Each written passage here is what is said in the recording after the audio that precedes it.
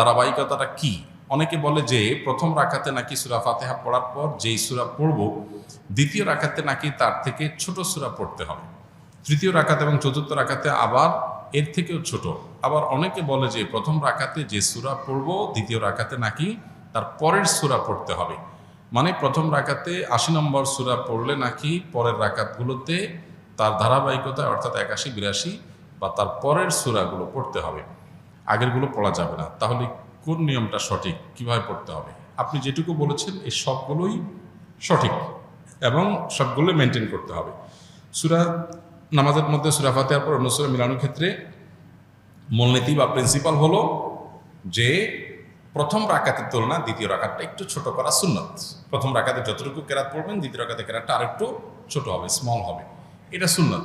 কিন্তু এটার যদি ব্যত্যয় হয়ে যায় তাতে কোনো মহাভারত শুদ্ধ হয়ে যাবে না, মহাভারত শুদ্ধ হয়ে যাবে না, অর্থাৎ কোনো সমস্যা হবে না, যা আছে তাই থাকবে, নামাজ হয়ে যাবে। বিধায় আপনার সুন্নার খেলাফ হবে, জাস্ট এইটুকু। এটাকে নিয়ে অনেক বড় করে দেখার কিছু নাই, তবে চেষ্টা করা ভালো যে প্রথম রাকাতে চাই দ্বিতীয় রাকাতটার জন্য কেরাত যেন একটু ছোট হয়, এটা নবী সাল্লাল্লাহু আলাইহি ওয়াসাল্লামের সুন্নাহ। সুন্নাহ না মানলে এটা লবণ কম হবে, তরকারি হয়ে যাবে, নামাজ হয়ে যাবে, কিন্তু এটা অনুত্তম হবে। আর ধারাবাহিকতা রক্ষা করাও সুন্নাহ, যেটা আপনি বলেছেন যে ৮০ নম্বর সূরা পড়ছেন প্রথম রাকাতে, তার এরপরে ৮১ নম্বর পড়বেন, এভাবে ধারাবাহিকতা তারপরেরগুলো পড়বেন। উল্টা দিকে পড়লে নামাজ হয়ে যাবে, কিন্তু ইচ্ছাকৃত এরকম করাটা মাকরুহ, ইচ্ছাকৃত এরকম করাটা অনুচিত, নামাজের কোয়ালিটি নষ্ট করবে। কিন্তু সুন্নত হলো ধারাবাহিকতা মেনটেন করা। ধারাবাহিকতা মেনটেন না করলে অনেক সময় বিশেষ করে সাধারণ আয়াতের ক্ষেত্রে অর্থ বিকৃতির সম্ভাবনা হতে পারে, যে প্রথমে একটা জিনিস পড়েছেন এরপর আরেকটা জিনিস পড়লেন, অর্থ বিকৃতির সম্ভাবনা যদি নাও থাকে, জিনিসটা সুন্নাহ পরিপন্থী করে তেলাওয়াতের আদবের খেলাফ, উল্টা দিকে তেলাওয়াত করে, এই জন্য ধারাবাহিকতা বজায় রেখে করাটা সুন্নত। এক্ষেত্রেও যদি কখনো আপনার ব্যতিক্রম হয়ে যায় তাতে যে গুনাহ হয়ে যাবে তা কিন্তু না, নামাজ হয়ে যাবে।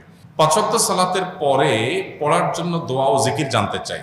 এ সম্পর্কে আসুন্নাহ ফাউন্ডেশন থেকে ছোট্ট একটা দোয়ার কার্ড আমরা বের করেছি, সেটা আপনারা সংগ্রহ করতে পারেন ফ্রি, এবং অনলাইন থেকেও সেটা ডাউনলোড করতে পারেন। প্রত্যেক ৫ ওয়াক্ত ফরজ নামাজের পর নবী সাল্লাল্লাহু আলাইহি ওয়াসাল্লাম যে আমলগুলো করতেন এর মধ্যে ১ নম্বর আমল হলো আল্লাহুম্মা আনতাস সালাম ওয়া মিনকাস সালাম তাবারাকতা ইয়া যাল জালালি ওয়াল ইকরাম পাঠ করা। তারও আগে আল্লাহু আকবার, আল্লাহু আকবার, আল্লাহু আকবার, হ্যাঁ, আল্লাহু আকবার পাঠ করা, ইস্তিগফার পাঠ করা, আল্লাহু আকবার একবার, আস্তাগফিরুল্লাহ, আস্তাগফিরুল্লাহ, আস্তাগফিরুল্লাহ ৩ বার, আল্লাহু আকবার একবার, আস্তাগফিরুল্লাহ ৩ বার। অনেক ওলামাদের মধ্যে আল্লাহু আকবার না, শুধুমাত্র ইস্তিগফার ৩ বার, আস্তাগফিরুল্লাহ, আস্তাগফিরুল্লাহ, আস্তাগফিরুল্লাহ, এরপরে হলো আল্লাহুম্মা আনতাস সালাম ওয়া মিনকাস সালাম তাবারাকতা ইয়া যাল জালালি ওয়াল ইকরাম। এটা হলো সালাম ফেরানোর পরপর। এরপরে হলো আয়াতুল কুরসি, আল্লাহু লা ইলাহা ইল্লা হুয়াল হাইয়ুল কাইয়্যুম, পুরো আয়াতটা পড়া। তারপরে হলো সূরা ইখলাস, সূরা ফালাক, সূরা নাস একবার পাঠ করা।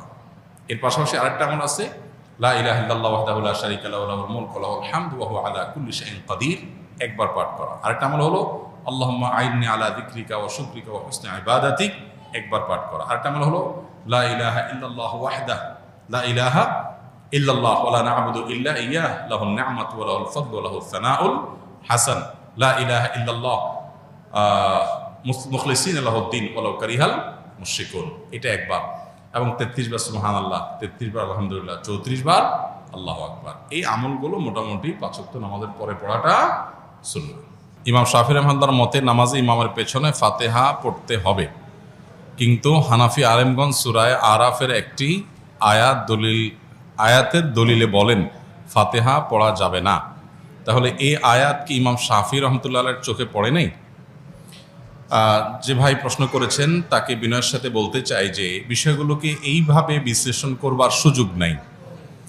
একটা আয়াত, একজন ইমাম, স্বনামধন্য একজন ইমাম, লক্ষ লক্ষ কোটি মানুষ যাকে অনুসরণ করছেন, ইলমের মহাসমুদ্র, তার কাছে আয়াত চোখে পড়ে নাই এমনটি কোনো মুসলমানই মনে করার কোনো কারণ নাই।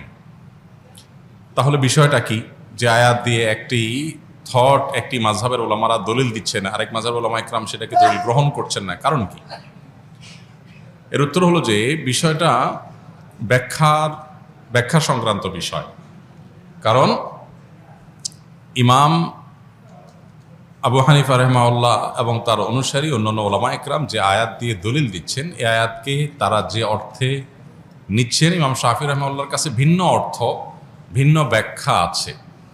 একই কথার একাধিক ব্যাখ্যা, একাধিক অর্থ থাকে, এবং সেটার প্রেক্ষিতে মতভিন্নতা তৈরি হয়। এটা বোঝার জন্য সবচাইতে উত্তম হলো নবী করিম সাল্লাল্লাহু আলাইহি সাল্লাম যখন সাহাবীদেরকে একটি অভিযানে পাঠিয়েছেন এবং বলেছিলেন, তোমরা যেই অভিযানে তোমাদের পাঠানো হচ্ছে, যে গোত্রের কাছে পাঠানো হচ্ছে, সেখানে গিয়ে তোমরা আসরের নামাজ পড়বে। নবী সাল্লাল্লাহু আলাইহি সাল্লামের এই নির্দেশ সবাই শুনেছেন এবং সবাই সেটাকে মানার জন্য প্রস্তুত ছিলেন। প্রতিমধ্যে যখন আসরের নামাজের ওয়াক্ত যায় অবস্থা হয়ে যাচ্ছে, তখন কিছু সাহাবী নামাজ পড়ে ফেললেন, কারণ ফরজ নামাজ ওয়াক্ত চলে যাচ্ছে, তাহলে হারাম হবে, এই জন্য তারা পড়ে ফেলেছেন। আর কিছু সাহাবী তারা পড়েন নাই, তারা যথাস্থানে গিয়ে তারপরে আদায় করেছেন। এখন প্রশ্ন হলো, এই সাহাবীদের কারোর কাছে কি নবীর নির্দেশ যায় নাই? ব্যাপারটা এরকম না, উভয়ের কাছে নবীর নির্দেশ গেছে, কিন্তু তারা দুই দল দুইটা আমল করেছেন। কেন? কারণ হলো একই নির্দেশকে বোঝার ক্ষেত্রে দুইটা দল ভিন্ন ভিন্ন বুঝ তাদের আছে। লাহু ফাহমুন অতিয়াহু রাজুলুন মুসলিম, যে কোনো মুসলিম, তাকে আল্লাহ তাআলা যে বিবেক, তাকে আল্লাহ যে বুদ্ধি সেন্স দিয়েছেন, সেটা দিয়ে তিনি বুঝেছেন। এখন যে সমস্ত সাহাবীরা আসর পড়েছেন, তাদের যুক্তি ছিল যে নবী সাল্লাল্লাহু আলাইহি ওয়াসাল্লাম আমাদেরকে তাড়াতাড়ি যেতে বলেছেন, যাতে আসর সেখানে গিয়ে পড়া যায়। এর মানে এইটা না যে ওয়াক্ত শেষ হয়ে গেলেও আমরা নামাজ পড়ব না। তো এই জন্য নবীজির নির্দেশের মানে হলো তাড়াতাড়ি যাওয়া, যেন আসর সেখানে যে পড়া যায়। ওয়াক্ত চলে গেলে আমাদেরকে নামাজটা আগে পড়তেই হবে, সেজন্য তারা নামাজ পড়ে ফেলেছেন।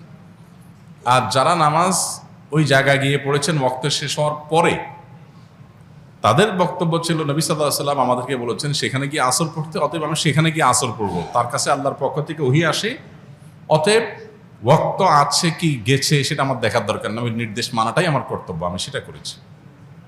দুইটাই আপন জায়গায় সঠিক। নবী সাল্লাল্লাহু আলাইহি ওয়াসাল্লাম এই সংবাদ শোনার পর দুই মতের উপর আমল করা কাউকেই তিনি ভৎসনা করেননি, তার মানে উভয়টাকে তিনি অ্যাকসেপ্ট করেছেন।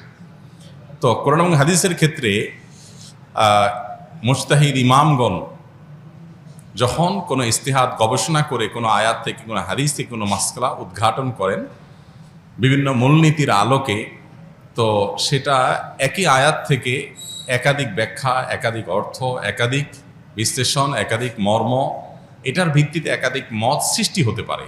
এক্ষেত্রে আমরা জিনিসগুলোকে এত সহজে কনক্লুশনে নিয়ে আসা, এত সহজে যোগ বিয়োগ করে ফেলাটা, এটা হলো আমাদের জ্ঞানের স্বল্পতার কারণে, কিংবা আমরা পুরো বিষয়টাকে ভালো করে না বোঝার কারণে। অতএব এই সমস্ত বিষয়কে কেন্দ্র করে সম্মানিত ইমামদের সম্পর্কে আমাদের কোনো অশ্রদ্ধা যেন না হয়, সেটা কোনো ইমামের প্রতিই না। এমনকি কারোর মতের উপরে আমরা আমল নাও করি, তারপরেও আমরা তার মতকে শ্রদ্ধা করতে হবে, কারণ তিনি তার এই মত প্রকাশ করতে গিয়ে যে ইস্তিহাদ করেছেন, এটার কারণে আল্লাহর কাছ থেকে তিনি সওয়াব পাবেন, বিনিময় পাবেন। তো আমি সমালোচনা করে গুনাহগার হওয়ার সুযোগ কোথা থেকে?